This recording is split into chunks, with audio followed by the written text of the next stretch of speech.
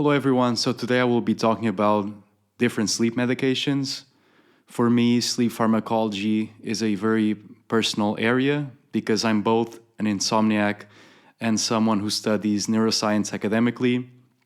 So it is an area that I believe that has a lot to evolve, and hopefully with this video you'll be able to gain some knowledge on what kind of medications are being currently used for sleep disturbances and on how much we can improve in this field. Before we move on to the video, I would like to clarify that I'm not recommending any of these drugs or supplements. For the most part, I'm talking about prescription medications, so in order to take them, you must consult with your physician. So it is very important that even for the supplements, it's always important to consult with your physician before taking any of these supplements to understand if there are possible interactions with any other medication that you might be taking. And if you're struggling with sleep, do not be afraid of contacting a sleep specialist. There is a lot of help around sleep these days. So, and this is, since it is a pillar of health, it is something that is worth researching and educating yourself and asking for help. One of the medications used to address sleep issues, such as insomnia, are the class of drugs called benzodiazepines. Benzodiazepines are used to reduce anxiety, and they also carry a sedative effect that is normally used and useful for a lot of sleep disturbances. Benzodiazepines act on the GABA-A receptor. GABA is the main inhibitory neurotransmitter in the brain. And so, in very simplistic terms, essentially, you are inhibiting brain activity when you take a benzodiazepine. Once again, this is being explained in very simplistic terms. And benzodiazepines carry a wide array of risks. You have probably heard about benzodiazepine addiction, and it's a very real thing. Statistically, a lot of people who are doing rehab aren't necessarily addicted to drugs such as cocaine, heroin, although there's a lot of that, but a lot of people actually need rehab for prescription drugs. So we often have this illusion that because something has been prescribed to us, it means that it is totally safe and that there are no risks. And this is very far from the truth. And benzodiazepines build up tolerance and are relatively high on addiction scales. It is not that hard to become addicted and dependent on benzodiazepines, especially for issues such as sleep. So normally it is not recommended that you take them for more than 2 weeks at a time. And even 2 weeks is perhaps, a bit extended. Maybe it should actually be a shorter period of time. There are methods to reduce this dependence and to reduce the tolerance that builds up, which is perhaps taking the drug in alternating days. But even then, it's very hard to escape the fundamental risks that benzodiazepine use carries.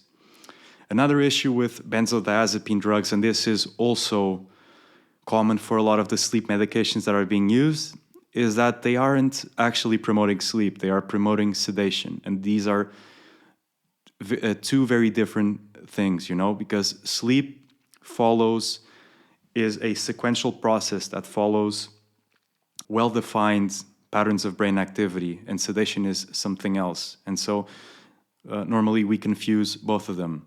It is very similar to the case of alcohol. Alcohol also, some people drink a glass of red wine at night to improve their sleep, and they will tell you that they have fallen asleep faster. But an issue with this is that, once again, you're not really promoting sleep. And if you are to do a polysomnography, you will see that there are changes to the sleep architecture. With drugs such as benzodiazepines, you are, for example, suppressing REM sleep. And REM sleep is pretty important when it comes to memory and consolidation, emotional processing. So this is far from being a perfect solution. In cases where you really haven't been sleeping for a long time, sometimes it's better to take these. It's better at least to have some sedation than, just fully staying awake and not getting any shut-eye. But as a general recommendation, benzodiazepines are for sure not a long-term solution. They are pretty imperfect. And as I told you, there are a lot of risks involved with long-term use of it. After this, something that is also used for sleep are the so-called Z drugs, hypnotics. And Z drugs also act on GABA A receptors, although they are more selective in their mechanisms than, for example, benzodiazepines. An example of Z drugs are, for example, Ambien, which is a very famous sleep medication. I'm sure you have heard a lot of stories about people acting weird and having these parasomnias where they have weird sleep behaviors. There's the famous story, right, of that guy who cooked an entire turkey and was completely unaware of it. So, there are drugs such as Ambien have definite effects on sleep architecture. Early studies upon the release of Z drugs such as Ambien have reported that they are safer than benzodiazepines, that they carry fewer risks. And although this seems to be true, drugs such as Ambien should not be used as a long-term solution as well. Just like benzodiazepines, the use of Ambien is not recommended for more than 2 weeks. Some people say, once again, that it should be less than 2 weeks. There are some studies that have studied the administration of Ambien up to a month. I also found a study that went up to around the 6 to 8 months mark that have reported no significant issues in such use, but overall there are widespread instances of Ambien abuse, and Ambien, just like the benzodiazepines, are associated with withdrawal symptoms. So if you have been taking them for a long time and if you don't taper them off, you're gonna feel withdrawal symptoms, and this will vary from person to person, but they are not enjoyable at all. In terms of personal experience, I have tried both benzodiazepines and Z drugs such as Ambien. I will tell you right now that my expectation when I took Ambien for the first time, and after hearing all of those stories that, Ambien really knocks you out, I was very surprised that in my case, I didn't really, it really didn't have that effect on me. It didn't necessarily improve my sleep that much. Maybe it decreased sleep latency, so it reduced the time that I took to fall asleep. But overall, it was far from my expectations of it. In terms of the benzodiazepines, I have tried lorazepam, which is it is a rather strong. It has a rather strong sedative effect, and that one I could definitely feel the effect of it. And it's I took it, and then 30 minutes later or 40 minutes later, I was. I fell asleep and was able to remain so for 7 hours. But even then, it's not a restful sleep. You wake up, and of course, it's better than just not sleeping at all. But it still won't give you restful sleep. And especially when it comes to lorazepam or benzodiazepines of that kind, you really shouldn't take them for a prolonged period of time. Another type of drug which is used are the tricyclic antidepressants, such as trazodone or mirtazapine.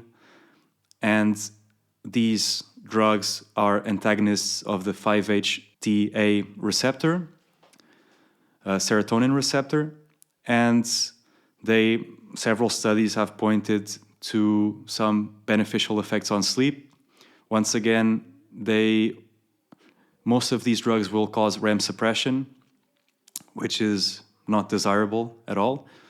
Tricyclic antidepressants have the advantage of being, in terms of the risk profile, significantly less risky than Z-drugs or benzodiazepines. In terms of the actual studies, many of them have been made on doxepin, which is a tricyclic antidepressant, and these, although they have a higher risk profile than the other classes of drugs that I have mentioned, they do not report that high of a efficacy towards insomnia. They do have low to moderate effects in improving sleep, but it's nothing that is very remarkable. And once again, when we are talking about all of these drugs, we're talking mostly about sedation, and like I said, sedation is different from sleep. Then we also have melatonin agonists, which are drugs which act on the melatonin receptors. As you know, melatonin is a sleep hormone, which is essential for sleep. These drugs have a far lesser, they are far safer than benzodiazepines and Z-drugs, and safer than tricyclic antidepressants, although their efficacy isn't that good as well. A lot of studies show that for many people, they don't really do much at all. And then, of course, when you're playing with hormones and hormonal balance, it's also, it has its risks. And so it's also something that is important to keep in mind. A newer class of drugs, which it still needs to be studied a lot more, are called the Orexin Antagonists. And so orexin is a neuropeptide which is associated with normally, for instance, when you exercise, you release orexin. And so these orexin antagonists try to modulate your sleep-to-wake cycle in order to improve sleep quality.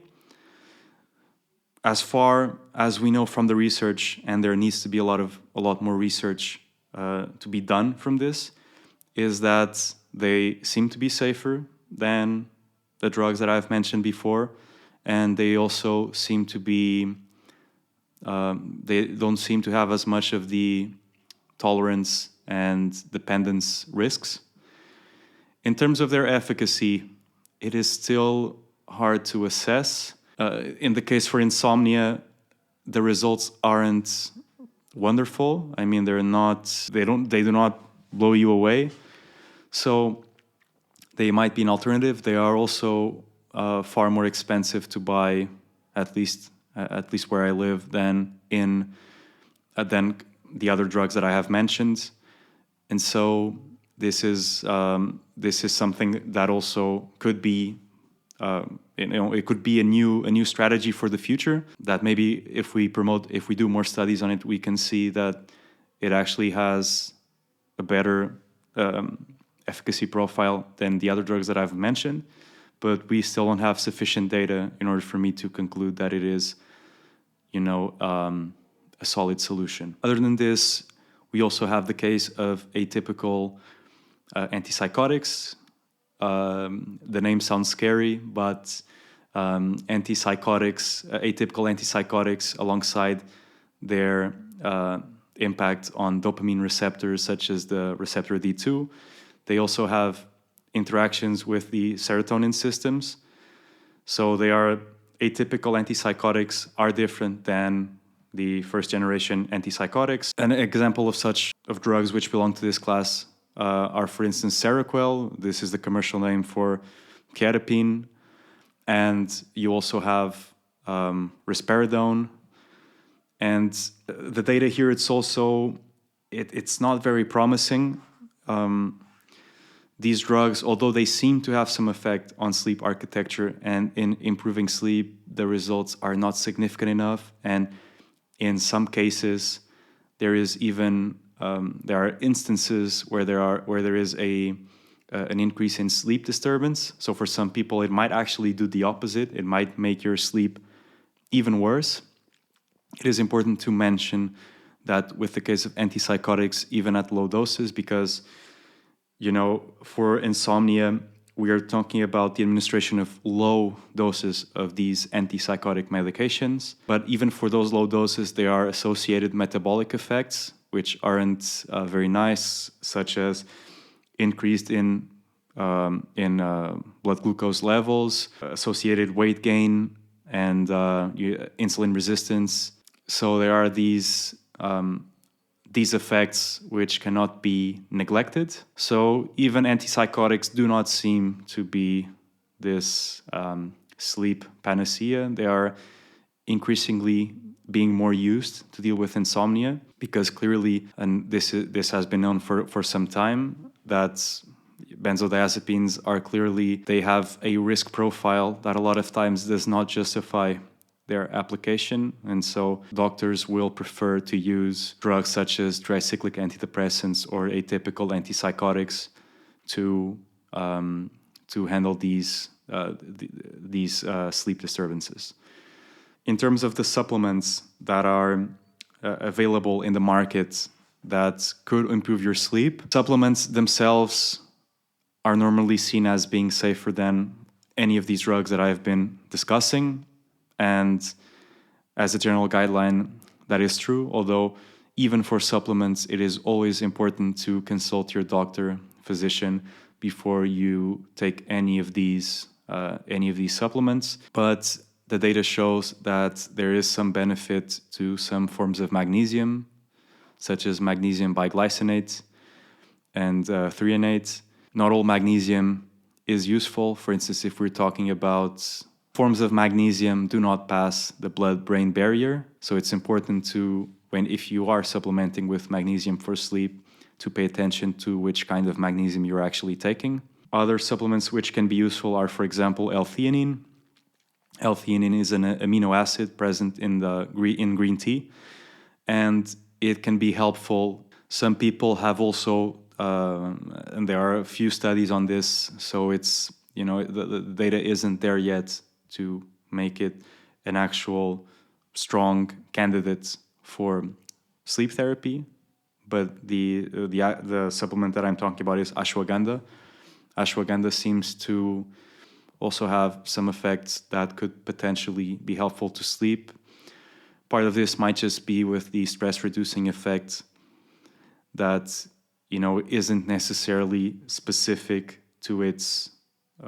it isn't a sleep-specific effect. So basically, if you do something that reduces stress, then it isn't surprising at all that it's going to improve your sleep. So no surprise there. You also have valerian root, which can be helpful. For me personally, it did absolutely nothing, but there is some data that backs up that it can be a useful supplement. Although once again, there are also studies which point to there being an adverse effect on sleep, that it can actually make your sleep worse. So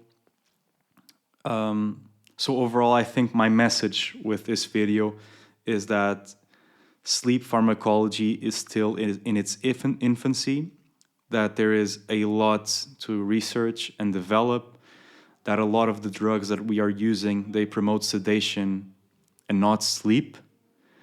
And so alongside this, a lot of them build tolerance pretty quickly, they are addictive, and so we are still very early on in this stage of development. I would say that this is not, of course, exclusive to sleep science. I think, even for a lot of psychiatric conditions, we still have a lot to develop. Of course, we are far better than we were 60 years ago. It's just a completely different reality. But a lot of the drugs that we are still using already have some time, and there hasn't been that much of a progress in them. I think the biggest revolution, but it's not necessarily new, of course, because it already happened in the past and then it was shut off, has been the psychedelic research. Psychedelics might be the antidepressant 2.0. They might have a very big impact for various mental health conditions. There's a lot of depression which is treatment resistant, and so having tools such as psychedelics, and we need of course more studies on this to establish better safety profiles, but they can be extremely useful for a lot of different mental health conditions. But going back to sleep, my main message is that before taking any kind of drug or supplement, you need to work on your sleep hygiene. You need to fully make sure that you are stretching yourself to the max in terms of the things that you can do in terms of behavioral change. This is very important. So, being exposed to daylight, I know this will be harder for some people depending on where you live. Exercising, avoiding heavy meals before you go to sleep because you don't want that blood sugar spike. Having your relaxation routine, doing some mindfulness practice, having a worry journal, doing all of those things is going to be helpful. And also working on your relationship to sleep. A lot of times we hear about the relaxation routines, we hear about about exercise, but we don't necessarily address our perception of sleep, our relationship to it. And so that is also something that is important. So kind of decreasing our anxiety towards sleep, because often not, if you struggle with insomnia, you're going to have some level of anxiety towards sleep. Sleep is going to be something which you will dread. You will, you will have that association to your bed or to your room, that this is a place where you try to disconnect from the world, but you can't. And that is also something that needs to be worked. And for this, there are two therapies that are backed up by evidence, and I believe that they can be extremely beneficial. There's CBT-I, so cognitive behavioral therapy for insomnia. This is the golden standard for improving insomnia. And of course, you also have the exposure therapy, so exposure and response prevention therapy, ERP. That is particularly helpful if you struggle with sleep anxiety and you want to improve your relationship to sleep. Because if you're continuously having thoughts that worry you about sleep, that you're constantly catastrophizing and thinking about the consequences of not sleeping, then facing your fears is most likely the best way to go, because sometimes that's all it takes. A lot of times there is no underlying sleep disorder. There's just deficiencies in sleep hygiene and anxiety which isn't being dealt with, and so there is also this whole psychological dimension that needs to be taken care of, because it is, and this is fairly obvious, but the way you feel, your mental health deeply impacts your ability to sleep, and then it's kind of a bidirectional loop where your mental health impacts sleep and sleep impacts your mental health. So being aware of that and changing your relationship to sleep is something that is very important. So hopefully you found this video useful, and I will see you next time.